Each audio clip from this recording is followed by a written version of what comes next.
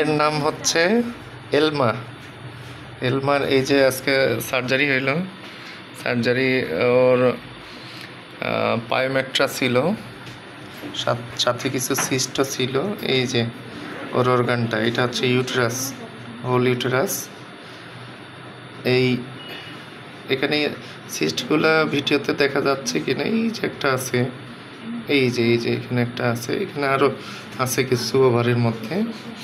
ও এখন আছে আল্লাহর রহমতে। ওকে প্রায় 1 মাস ধরে আমরা মেডিসিন দিয়ে আগে স্টেবল করছি। ওর শরীরের অনেক রক্তশূন্যতা ছিল, দুর্বলতা ছিল, পুষ্টিহীনতা ছিল। এখন অনেকটাই সে ভালো।